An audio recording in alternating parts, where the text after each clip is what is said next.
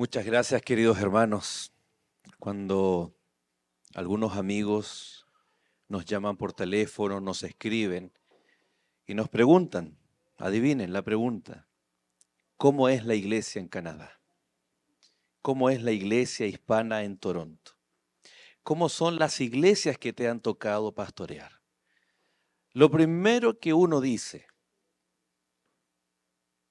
y aquí mi esposa y no nos pusimos de acuerdo, ella va a decir lo mismo que yo, son extremadamente cariñosos. Así que muchas gracias por todo el amor y el cariño que han tenido en este poco tiempo, ¿no?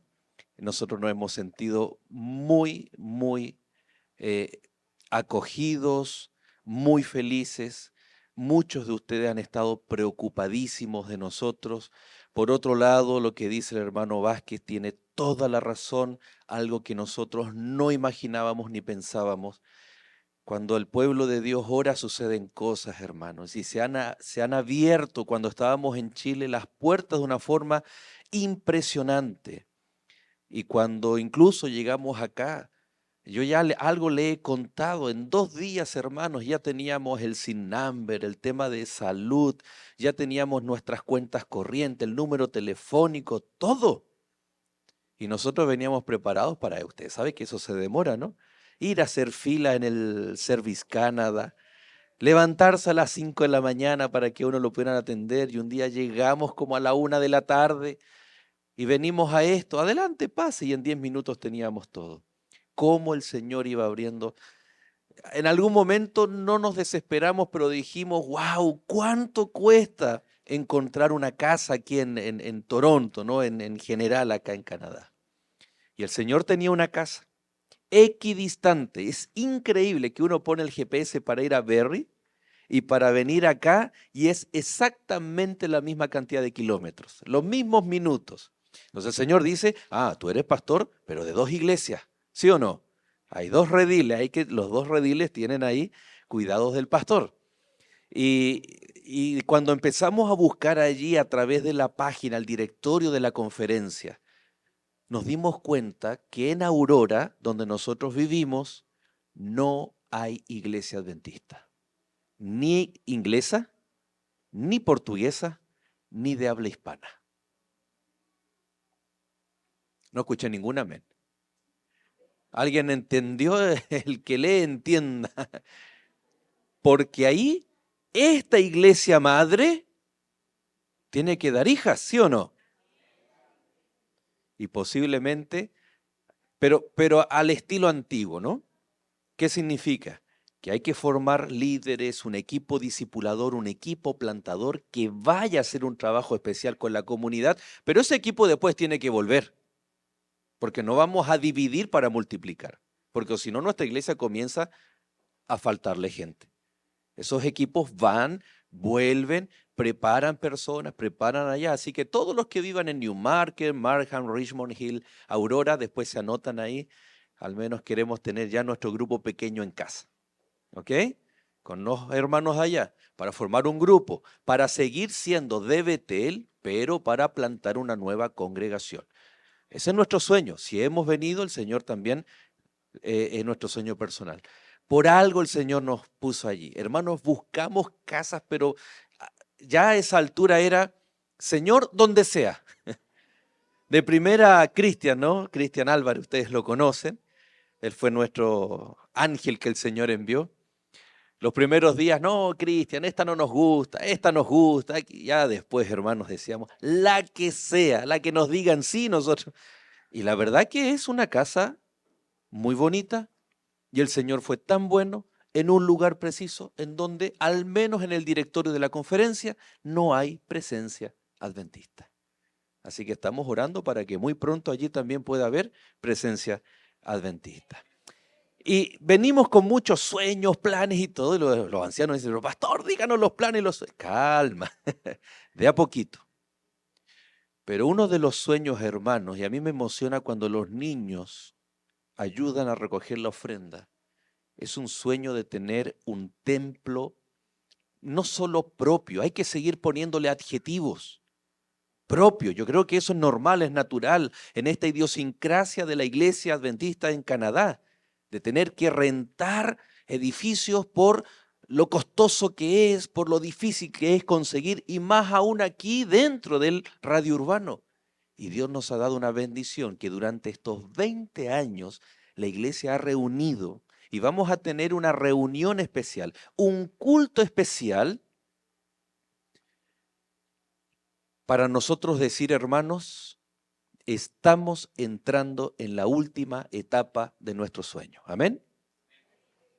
Pero siempre las últimas etapas son más cortas. No significa que vamos a esperar 20 años más. No. Tiene que ser ya. Dios está dispuesto. Dios es el dueño de todo este mundo. Pero requiere de la fe de su pueblo. Nada más. Fe. Y vamos a avanzar por fe. Y hemos abrazado ese sueño, hermanos. Hemos tratado de pensar aquí y allá. Hoy día, para que estén orando, tenemos reunión con los ancianos de la iglesia para ver cómo esta última etapa de nuestro sueño puede, por fe, pero la fe no es abstracta. La fe tiene que ser con hechos concretos y reales. Y muy pronto, en un culto especial, usted va a estar invitado para poder tomar decisiones de fe. Probadme, dice el Señor. Y hermanos, y ese sueño que por muchos años, muchos de ustedes, incluso algunos que ya no están con nosotros, tuvieron en su corazón, nosotros vamos a ser testigos de que en Dios todo es posible. Amén. Así que muchas gracias por todo el cariño y bueno, estamos siempre a disposición, mi esposita, todos siempre dispuestos ahí a lo que la iglesia y ustedes especialmente requieran de nosotros. Vamos a continuar el tema de ayer. Yo decía que los hermanos que vinieron al culto de recepción de sábado tienen un privilegio porque el tema de hoy tenía parte 1 y parte 2. Y hoy vamos a continuar con la parte 2. Hermanos, el libro de Daniel, y dicho de paso, muy pronto vamos a tener una semana. Hace 2 años atrás, exactamente 2 años atrás, fui invitado a una iglesia en Hamilton. Y yo no entendía, no sabía la realidad de ustedes acá o de nosotros acá. Que después de la jornada laboral para volver a casa, wow, hay que dedicar harto tiempo. Pero resulta que en esa ocasión, en esa iglesia, todos los hermanos participaron de esa semana. Y yo no sabía esa realidad, ¿no? Y durante esa semana ellos estuvieron esforzándose para venir todos los días a las 7:30. Y yo les debo confesar, mi pregunta es, si hacemos una semana bíblica, una campaña, ¿será que usted va a venir? Porque yo he sabido que ustedes viven muy lejos, algunos muy lejos, incluso en otras ciudades. Y ahí está el desafío. Entonces, muy pronto también vamos a tener una campaña especial. Y mi hermano Vázquez, y públicamente se lo voy a decir, porque a través suyo se lo voy a decir también a muchos hermanos y hermanas. Vamos a abrir la Biblia, tal como ayer en el libro de Daniel. Y hay 2 libros en la Biblia que a mí me encantan. Daniel y, ¿cuál creen que es el otro? Apocalipsis. Y en esta semana especial vamos a estar hablando de estos 2 libros y del santuario celestial.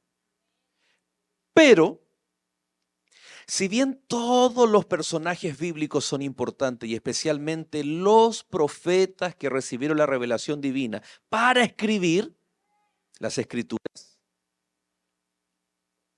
habían 2 épocas históricas en el Antiguo y en el Nuevo Testamento en donde lo que los profetas debían escribir requería sabiduría, porque ustedes saben que Dios no dictó la palabra de Dios.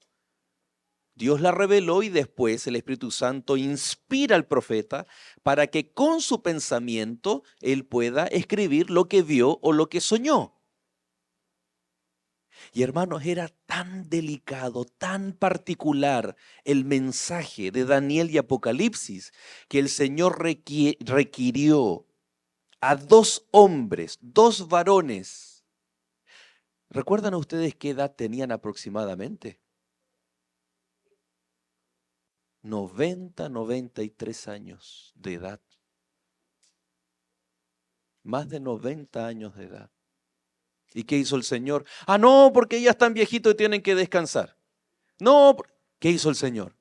Para una tarea muy especial, eligió a aquellos ancianos o ancianas del pueblo de Dios. Por lo tanto, en esta hora, hermano, si usted ya peina canas, si usted ya tiene cierta edad, no piense que para la iglesia de Dios usted ya no sirve. Al contrario, usted es muy importante para el Señor. Su sabiduría, su experiencia. Y jóvenes, nosotros los jóvenes, yo estoy en la crisis, ¿no? Nosotros los jóvenes, escuchemos, sentémonos. Tenemos el privilegio de quedarnos a almorzar. Sentémonos frente a un hermano, junto a un hermano, una hermana. Cómo ellos vivían, cómo ellos eran antiguamente, y aprendamos mucho de aquello, porque ellos aún tienen mucho que entregar en el pueblo de Dios. Amén. Así que lo siento, hermano Vázquez, si quería descansar con este pastor, ya públicamente le digo que como pastor voy a necesitar de mi primer anciano, ¿no? Y ustedes también, y bueno, y también nuestros líderes. Son como Moisés, lo que leía nuestro hermano en Éxodo 17, y nosotros también tenemos que levantar las manos de ellos. Vamos a la palabra de Dios, Daniel capítulo 9.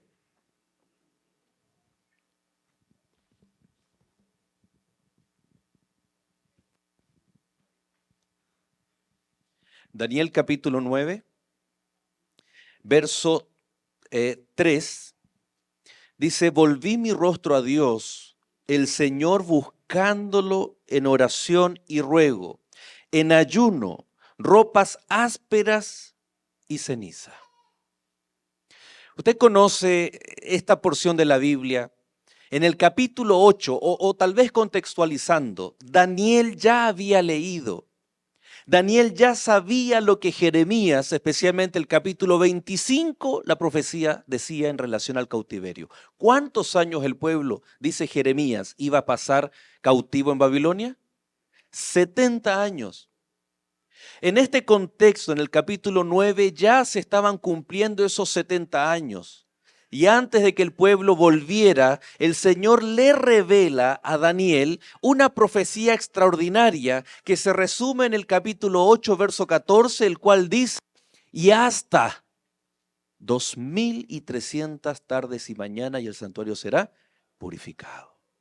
Y Daniel, que tenía en mente el término de los 70 años, el cumplimiento de la promesa dada a Jeremías y a otros profetas, que el pueblo debía volver y será plantado como una viña, y yo la edificaré, plantaré o pondré una cerca, pondré un lagar.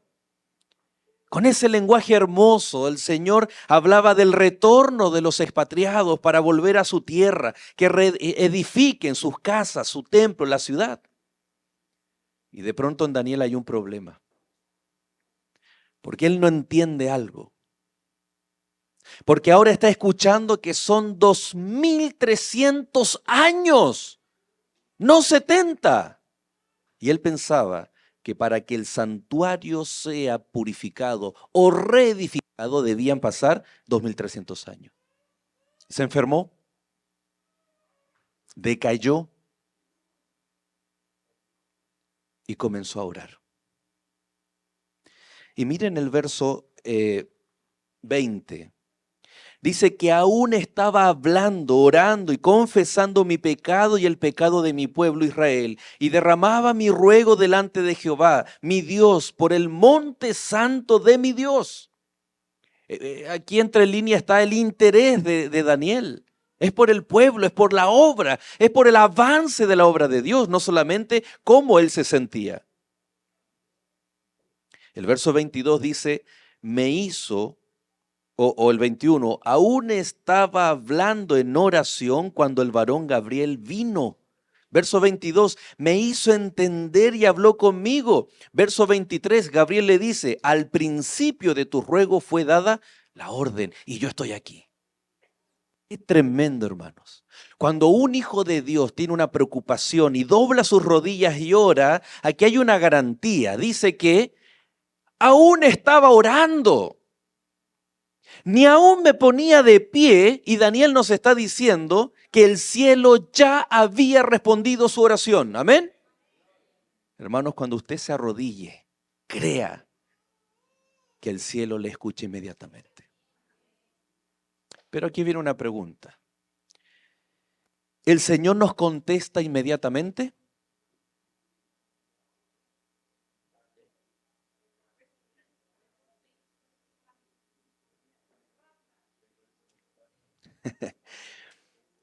Capítulo 10 de Daniel. En el tercer año de Ciro, ya pasó el tiempo. Ya llegó el 539 en donde Babilonia es invadida por los medos y los persas. Y por lo tanto esto ocurre cerca de la primavera del 536 al 535 antes de Cristo.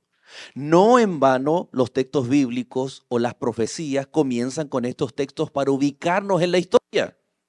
En el tercer año de Ciro, es decir, 536, rey de Persia, fue revelada palabra a Daniel, llamado Belsasar.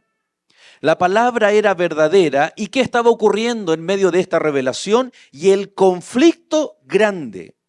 Pero él comprendió la palabra y tuvo inteligencia en la visión. Miren, a diferencia del capítulo 9, en donde Daniel no entiende qué cosa. La visión tiene que venir Gabriel a explicarle. Y ahí donde viene esta explicación, este segmento dentro de las 2300 tardes y mañanas, llamadas las 70 semanas, determinadas para tu pueblo. ¿De qué estaba preocupado Daniel? De su pueblo. ¿Qué le explica Gabriel? La porción de tiempo en relación a su pueblo. En el capítulo 10 dice que hay una revelación. Dicho de paso, esta revelación, esta visión va desde el capítulo 10 hasta el capítulo 12 de Daniel. Y Daniel esta vez sí la comprende. Pero dice que en medio de la revelación hay un gran conflicto. Y miren lo que ocurre. En aquellos días yo, Daniel, estuve afligido por espacio de 3 semanas. Entonces uno dice, en el capítulo 9 Daniel se aflige porque no entiende. En el capítulo 10 sí entiende y Daniel sigue afligido. ¿Por qué? Entonces su aflicción ya no es por no entender. Algo ocurre en Daniel. Y es allí donde viene el verso 1. ¿Qué ocurrió en el tercer año de Ciro? Es decir, en el año 536 al 535, donde estaba Daniel y donde estaba el pueblo. Bueno, la preocupación del capítulo 9 de Daniel es que su pueblo aún no volvía a Jerusalén. En el capítulo 10, el pueblo, porque Ciro en el primer año ya firma los primeros edictos para que los judíos vuelvan a Jerusalén. Esto, hermano, está todo. ¿Dónde podemos ubicar nosotros el 536, 535 antes de Cristo? En el libro de Esdras. El capítulo 1 de Esdras muestra cómo el pueblo vuelve a Jerusalén con el primer edicto de Ciro. El capítulo 2 se hace un censo, no solamente para contar, sino también para saber los oficios, las profesiones de los retornados, para organizar al pueblo para comenzar la reconstrucción de Jerusalén. Lo primero en el capítulo 3 que reconstruye, capítulo 3 de Esdras, que construye el pueblo que vuelve a Jerusalén, es el altar. Imagínense, lo que más deseaban en su corazón era volver a adorar a Dios en Jerusalén con un altar como lo había hecho Abraham, como lo había hecho Jacob, o Isaac, Jacob, como lo habían hecho sus padres. Y ellos vuelven, levantan un altar, comienzan a alabar a Dios y de pronto aparecen los samaritanos. Y el capítulo 4, y especialmente el verso 5, miren, los que volvieron de Babilonia sabían por experiencia propia por qué el pueblo termina en Babilonia. Ellos sabían por experiencia propia que vivir desterrados por culpa de la permisividad dentro del pueblo de Dios, por permitirse el lujo de adorar a Dios, pero también tener ídolos, de jugar con la adoración a Dios. El resultado de eso no es que es un Dios tirano, un Dios amante como un padre que acepta la decisión de sus hijos, pero por mucho que les habla tiernamente, los hijos tienen que vivir las consecuencias de sus actos. Por lo tanto, el judío que estaba volviendo a Jerusalén, el hebreo que estaba volviendo a Jerusalén, y cuando llegan los samaritanos, ¿quiénes eran los samaritanos? Aquellos que tuvieron que enfrentar el cautiverio asirio e incluso también babilonio, pero el asirio fue antes. Y fueron llevados a Asiria y en su lugar fueron puestas otras personas de otros orígenes sociales, culturales. Y esa mezcla entre hebreo, pero con un pensamiento completamente distinto al pensamiento bíblico, al pensamiento hebreo. Y ellos vienen aparentemente con buenas intenciones y les dicen al pueblo hebreo: queremos ayudarles a reconstruir el templo y la ciudad. ¿Qué dijeron los que habían retornado de Babilonia? Inmediatamente le dijeron: no, no. Y Esdras capítulo 4, verso 5 dice que ellos sobornaron a los inspectores de la construcción, sobornaron a a aquellos mensajeros que llevaban informes a los gobernantes de Persia. Y los gobernantes de Persia firmaron edictos para prohibir que el pueblo hebreo reconstruyera el templo. Y ahí estaba el pueblo de Dios, con este sueño cumplido de volver a su amada Jerusalén, pero los enemigos del pueblo de Dios, a través de sobornos, mentiras y engaño, lograron que los gobernantes firmaran cartas para prohibir que el pueblo de Dios avanzara a la reconstrucción. Adivinen a oídos de quién llegó toda esta información. A oídos de Daniel. Y cuando vamos a la Biblia y vemos el verso 2 del capítulo 10, en aquellos días yo, Daniel, estuve afligido por espacio de 3 semanas. Ahora ya sabemos qué le afligía a Daniel o por qué estaba afligido. ¿Por qué? Porque a Daniel le dolía ver a su iglesia, le dolía ver a su pueblo, que no avanzaba. ¿Se imaginan si Daniel hubiese sido indiferente? Claro, porque él vivía en la capital del reino, porque él tenía una muy buena situación. Daniel perfectamente podría haber sido como cualquiera de nosotros y ser indiferente a la causa de Dios. Pero Daniel se aflige a tal punto que dice el verso 3, no comí manjar delicado, ni entró en mi boca carne ni vino, ni me ungí con perfume hasta que se cumplieron las 3 semanas. Yo sé que el peor enemigo de estos temas de Daniel y Apocalipsis es el tiempo. Pero hermano, el almuerzo está aquí abajo, ¿cierto? Hay hoy día, ¿cierto? Todos los sábados. Así que estamos tranquilos, no hay problema. Alguien podría pensar, miren, Daniel 1:8, lo sabemos de memoria, ¿no? Y Daniel propuso en su corazón, ¿qué cosa? No contaminarse con la comida del rey. Y en Daniel capítulo 10, verso 3 dice, no comí manjares delicados, ¿qué más dice? Ni carne, ni vino. Y alguien podría decir, Daniel, ¿te pasó algo en todo este trayecto? ¿Por qué cambiaste tu estilo de vida? Momento, antes de juzgar a Daniel, la Biblia tiene la respuesta. Aquí este no es un verso normativo Oh, como Daniel entonces, miren aquí, tomaba vino con carne, vamos. Es descriptivo, está describiendo una situación. ¿Cuál situación? Ya sabemos que está afligido. ¿Por cuánto tiempo? 3 semanas. Mire lo que dice. Verso 4. El día 24 del primer mes estaba yo a la orilla del gran río Hiddekel. Y todo lo que ocurre a partir del día 24 de ese mes. Cuando dice estuve afligido por 3 semanas, la frase idiomática en el idioma original de Daniel se refiere a la semana completa, es decir, 7 días. Es fácil, es lo mismo en español.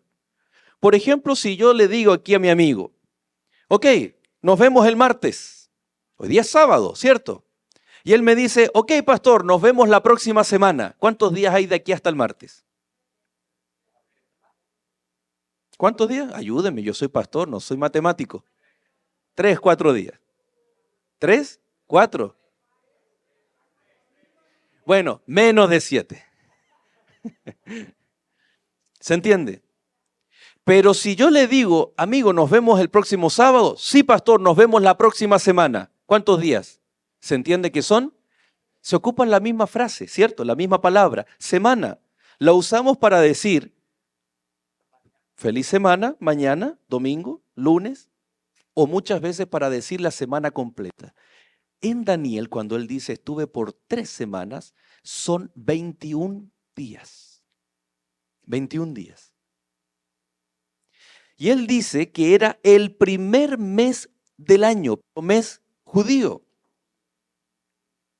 Y en el Nisan, y en el primer mes, en el día 10, había que separar ¿qué cosa? Un cordero.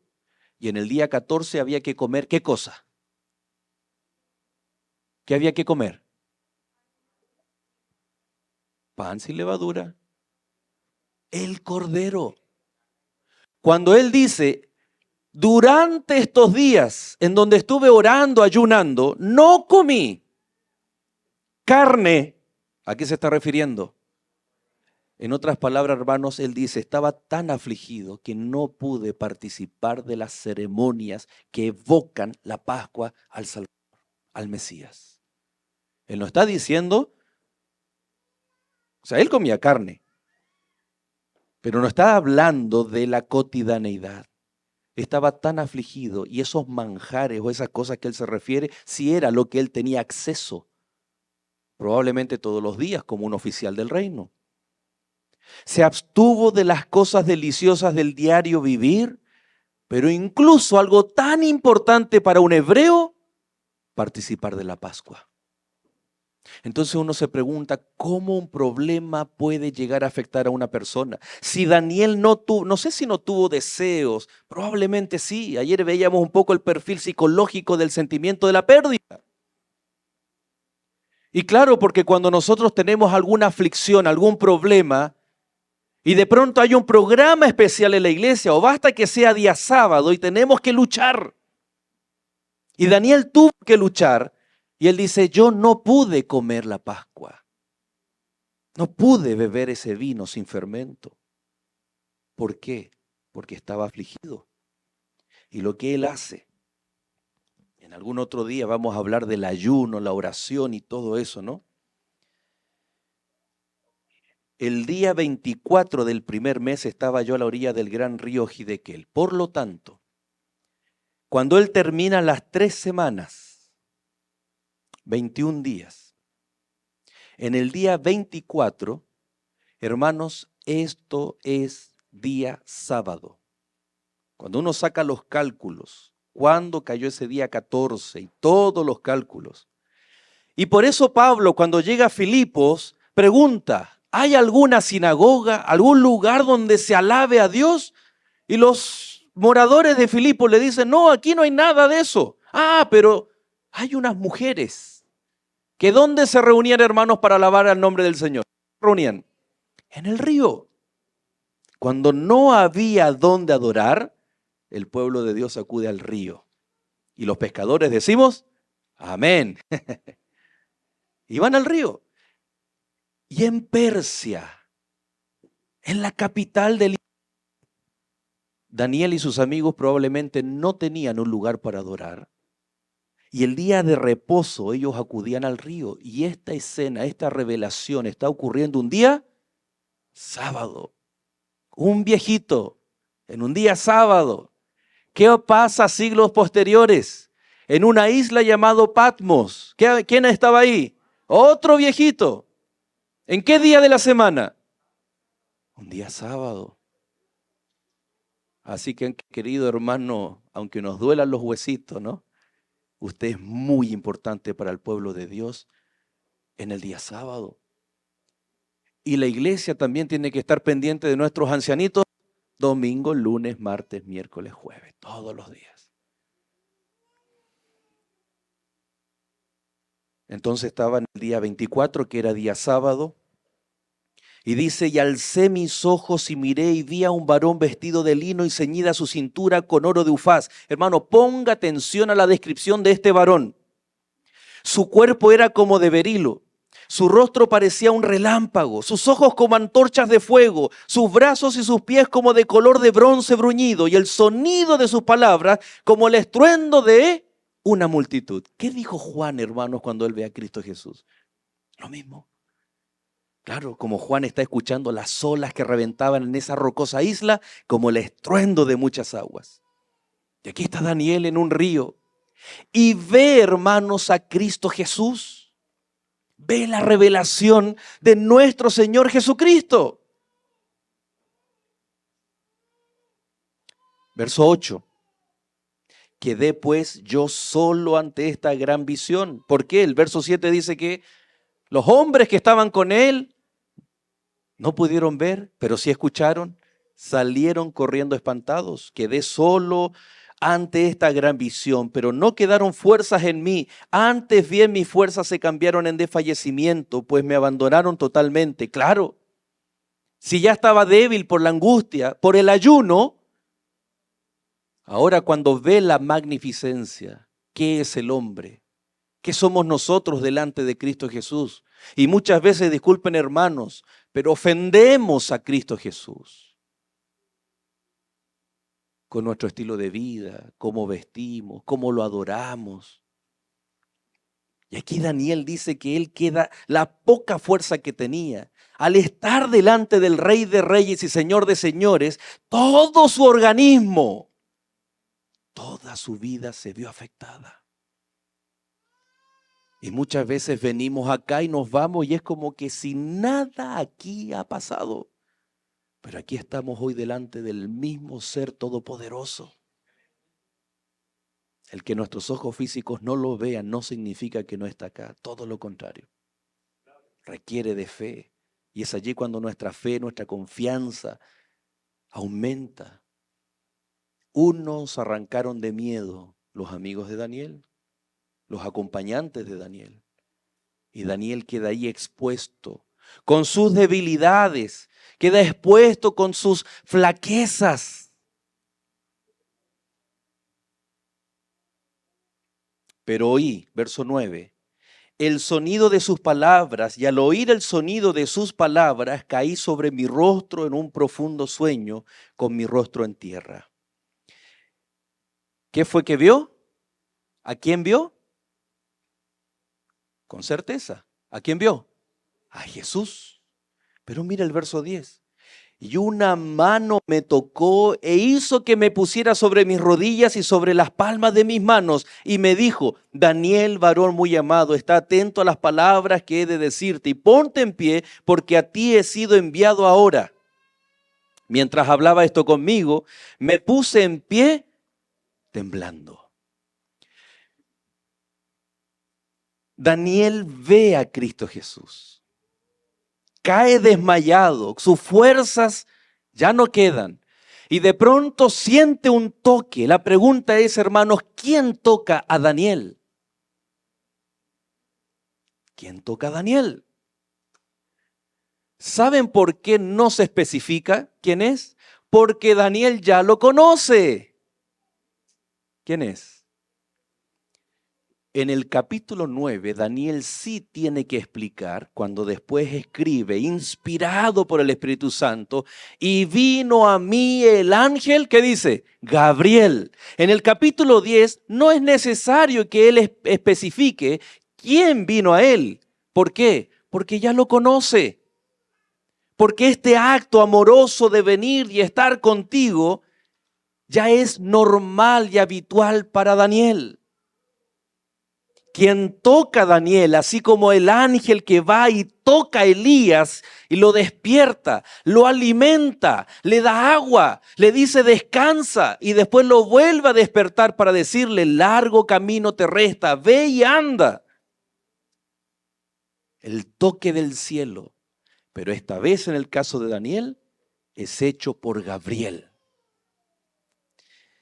¿Y qué le dice? ¿Qué mensaje le trae? Le dice Daniel, ¿y qué adjetivo le pone? Varón muy amado. Hermanos, el cielo nos conoce. El cielo ve nuestro sufrimiento. El cielo no es indiferente. Alguien podría decir, en el capítulo 9 la preocupación de Daniel es general, es colectiva, es por el pueblo. Ahora Daniel, él está sufriendo, tiene un problema personal. Y el cielo viene, la manifestación de Cristo Jesús diciéndole, yo soy el Todopoderoso.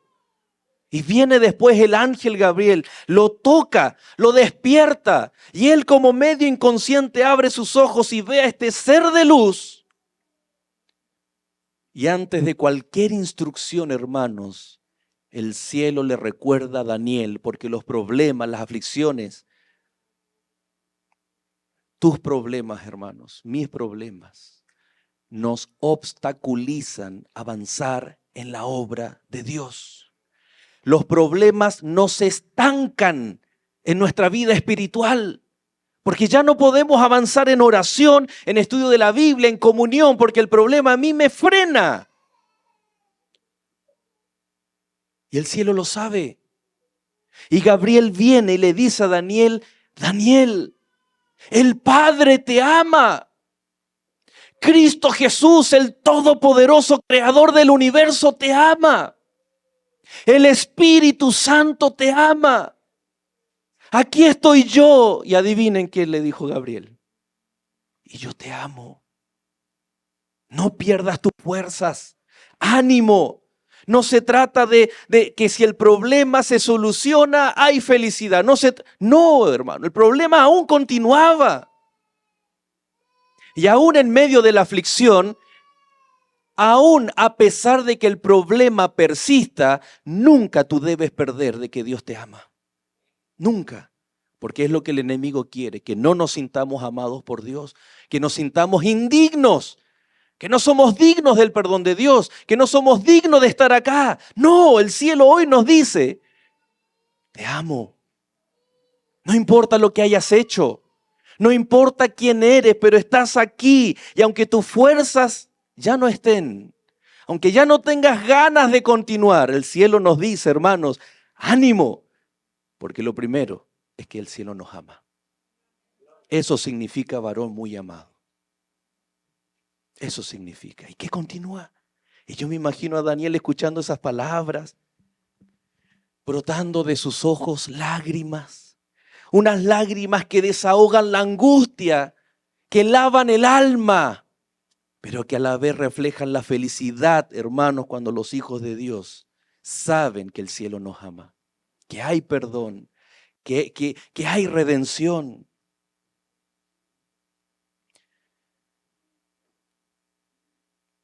La última parte del verso 11 dice, mientras hablaba esto conmigo, me puse en pie temblando. Miren, pero ese es el deseo del cielo, que tú estés de pie. El deseo del enemigo es que estemos tendidos, hermanos, sin fuerza, sin la capacidad, sin la fuerza espiritual de mirar al cielo. Y aunque estemos temblando, porque así somos como seres humanos, debemos estar en pie. Entonces me dijo, Verso 12. Daniel, no temas, porque desde el primer día que dispusiste tu corazón a entender y a humillarte en la presencia de tu Dios, fueron oídas tus palabras. Y a causa de tus palabras yo he venido. Mire lo que dice el cielo, hermanos, a cada uno de nosotros. Cada vez que un hijo de Dios se arrodilla para orar, siempre, hermanos, sus ruegos son escuchados. No confundir la pregunta, ¿siempre inmediatamente Dios nos responde? En el capítulo 9, Daniel está orando y su oración es inmediatamente respondida. Pero mire lo que pasa en el capítulo 10. Mas el príncipe, verso 13, del reino de Persia se me opuso durante 21 días. Pero Miguel, uno de los principales príncipes, vino para ayudarme y quedé allí con los reyes de Persia. He venido para hacerte saber lo que ha de sucederle a tu pueblo en los últimos días, porque mi visión es para estos días. Mientras me decía estas palabras, yo tenía los ojos puestos en tierra y había enmudecido. Gabriel, una vez que toca a Daniel, lo pone en pie y él temblando y aún mirando al suelo. El mensaje de Gabriel, después de decirle el cielo te ama, le muestra una dimensión que nosotros sabemos, pero que muchas veces olvidamos. Tu problema y mi problema, querido hermano, está en el contexto de un conflicto cósmico. Y muchas veces, y voy a ocupar una frase, a mí una de las cosas que más me ha costado, siempre en mis temas yo uso frases muy coloquiales, ¿no? Frases típicas de Chile, y ahí tengo que eliminarlas, pero una frase es que nos gusta mirarnos el ombligo. ¿Ha escuchado eso? ¿Qué significa? Ser egoístas, egocéntrico. Que cuando tenemos un problema, nos hacemos la víctima. El síndrome de la victimización. Oh, el pastor no me ha venido a visitar. No, los hermanos no me llaman. Esa iglesia nunca debería haber ido a esa iglesia porque no están interesados en mí. Y parece que mi problema, hermanos, es el problema más grande que puede haber tenido un ser humano en esta tierra. Eso es innato en el ser humano y nos hace perder la noción de que estamos en un conflicto cósmico. Daniel estuvo orando por 21 días, por 3 semanas, y cuando Gabriel viene le dice, mira Gabriel, no vine antes, tal como antes, que cuando tú inmediatamente oraste, ¿qué hizo Gabriel? ¡Pum! Daniel ni siquiera había terminado de orar y Gabriel ya estaba ahí, ¿no? Pero ahora, en el capítulo 10, Gabriel viene y le dice, Daniel, yo no vine antes. ¿Sabe por qué? Pero le dice, ¿no? Recuerda lo que leímos. Desde el primer momento que te dispusiste a buscar a Dios con humildad, en oración, en ruego, ayuno, tus ruegos fueron oídos. Y Daniel podría haber dicho, pero ¿por qué no viniste inmediatamente tal como la vez anterior? Y Gabriel le dice, no hay un argumento de Daniel, él está callado. Pero imaginemos que Daniel hubiese dicho eso, ¿por qué no viniste antes? ¿Cuánto te necesitaba? Y Gabriel le dice, porque he estado peleando contra el príncipe de Persia. Y no solo, porque es Miguel el que ha estado peleando. Y al terminar de estos 21 días, ¿y cuántos días estuvo peleando Gabriel? 21 días. ¿Cuántos días estuvo orando y ayunando Daniel? 21 días. Es decir, que cuando un hijo de Dios se arrodilla, ocurren dos cosas. Primero, nuestra oración es oída inmediatamente. Segundo, se libra la batalla entre Cristo y Satanás.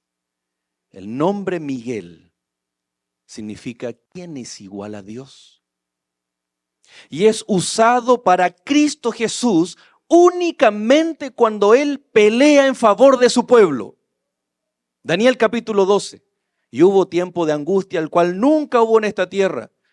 Pero se levantará, ¿quién? Dice ahí, Miguel, para libertar a los hijos de su pueblo. En Judas, verso 9, ¿no? Dice, cuando Moisés muere, es enterrado por Dios, dice que Miguel contendía con Satanás por el cuerpo de Moisés. ¿Quién está peleando? Miguel. ¿Quién es Miguel? Es Cristo Jesús cuando se pone sus ropas, yo me imagino, ¿no? Disculpen la especulación. Cuando se pone su armadura de general del ejército del cielo y pelea por ti y por mí. Y pelea por el pueblo de Dios. Y cuando un hijo de Dios se arrodilla, sea cual sea tu problema, como el enemigo quiere que tú pienses que hay que frenar al pueblo de Dios. El enemigo te quiere frenar en la decisión que estás a punto de tomar, en que muchas veces sientes el deseo de avanzar más, de colaborar, de ser parte de algún ministerio de forma activa dentro de la iglesia, de comprometernos más dentro de la iglesia. ¿Qué hace el enemigo? Problemas. Y nos frena. Y aquí está Daniel con un problema en relación a su espiritualidad, pero que tiene que ver con el pueblo de Dios. Y el ángel le dice, tu problema no es simplemente tu problema. Es una lucha entre Cristo y Satanás. El príncipe de Persia, hermanos, en esa época se llamaba Cambises. Y Cambises era un príncipe que promovía a una diosa llamada Aura Mazda.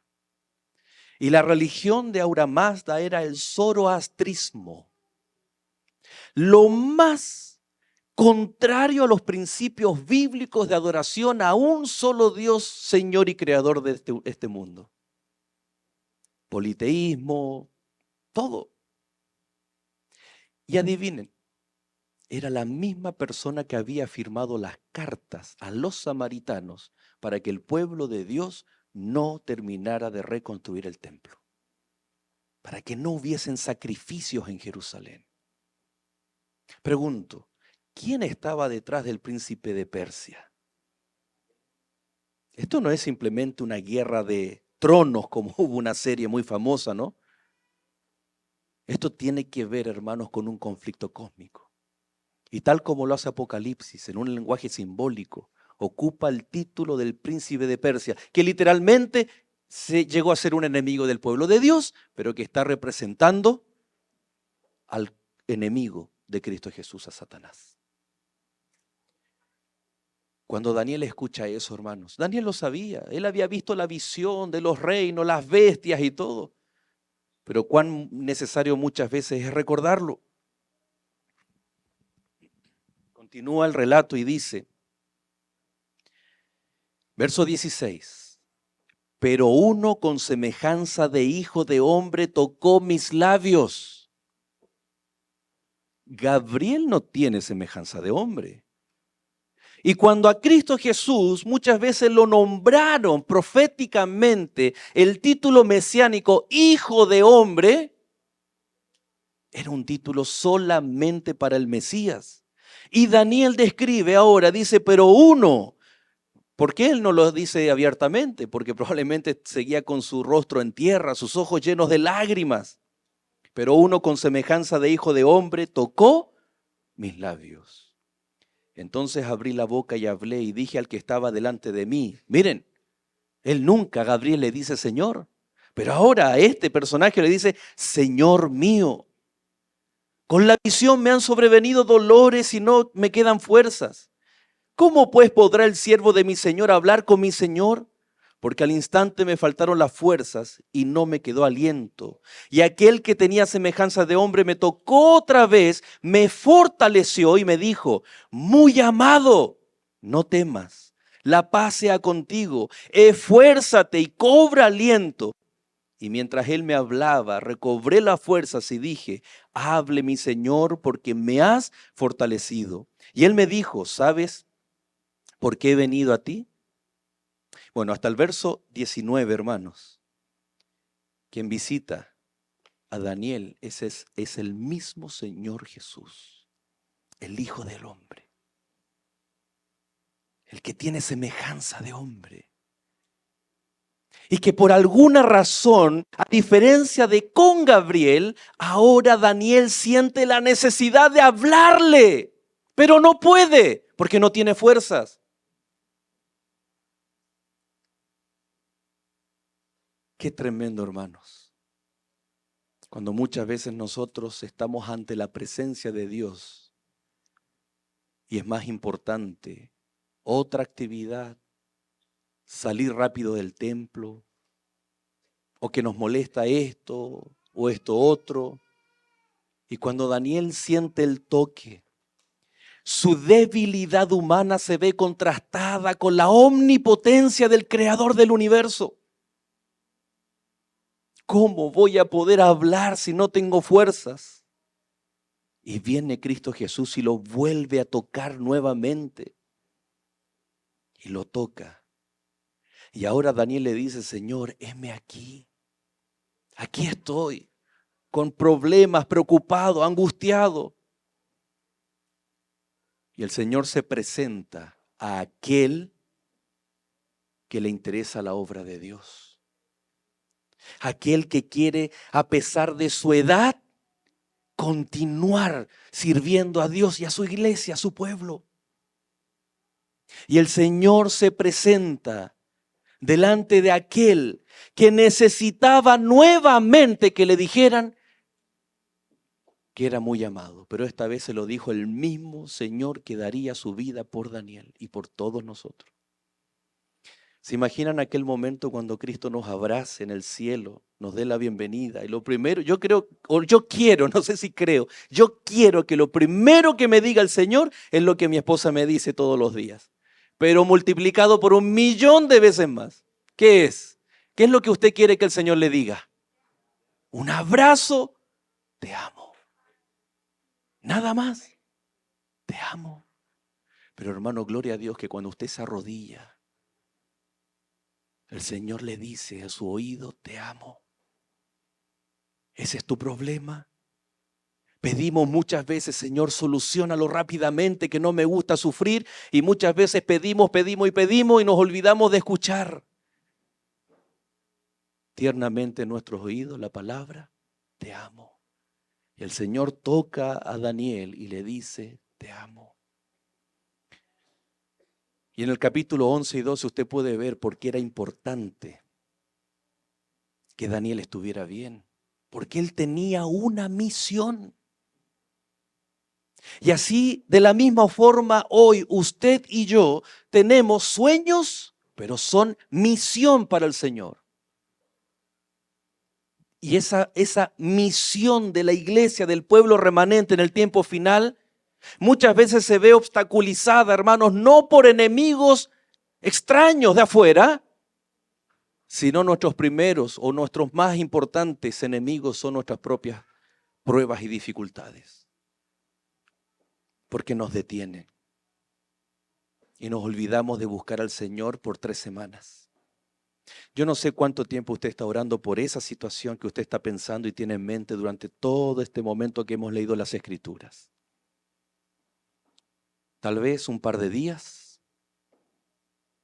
tal vez un par de semanas, meses o incluso años.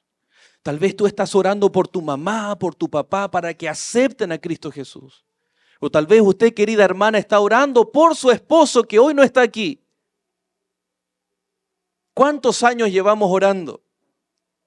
Pero en este momento, hermanos, viene el cielo y nos dice, no es tiempo perdido, porque desde el primer minuto que tú has orado por esa situación, el cielo lo sabe, el cielo nos escucha.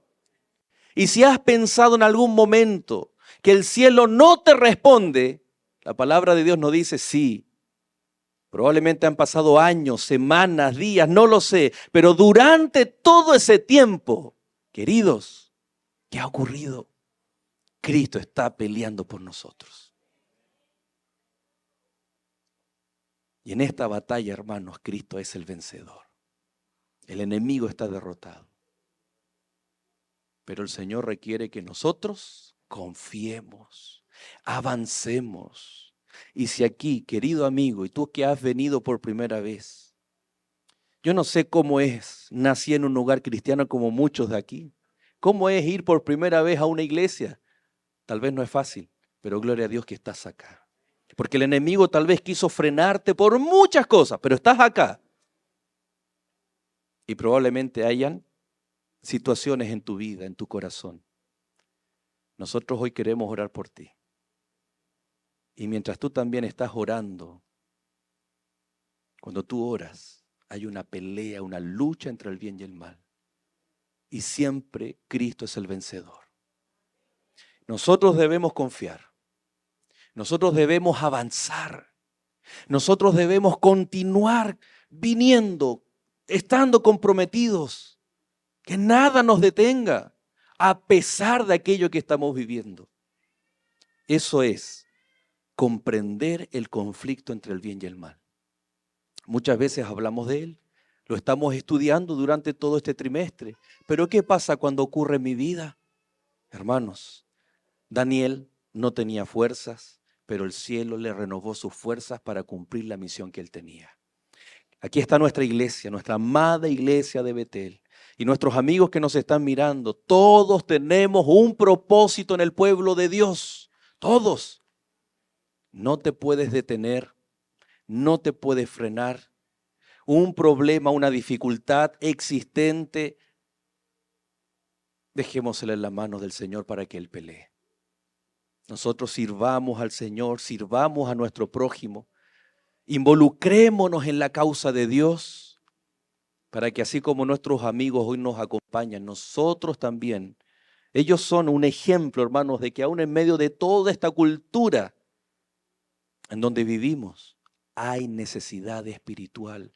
Y nosotros somos los que debemos también invitar a aquellos que están a nuestro alrededor, aquellos que son nuestros amigos, nuestros vecinos, y que debemos orar para que ellos también estén acá. Que Dios nos bendiga, que Dios nos ayude, hermanos, para dejar todas nuestras cargas en las manos de Dios, pero nosotros involucrarnos en la obra del pueblo remanente en el tiempo final. Que Dios nos bendiga. Querido Dios y Padre nuestro, alabamos tu nombre, Señor, porque el cielo nos ama, porque tú, Señor, diste tu vida por nosotros por amor y muy pronto vendrás a buscarnos, como la muestra más maravillosa, Señor, del amor que el cielo tiene por cada uno de nosotros. Gracias, Señor, por aceptarnos y en esta hora dejamos todas nuestras cargas en tus manos de amor, para que seas tú, Señor, el que batalle, el que pelee.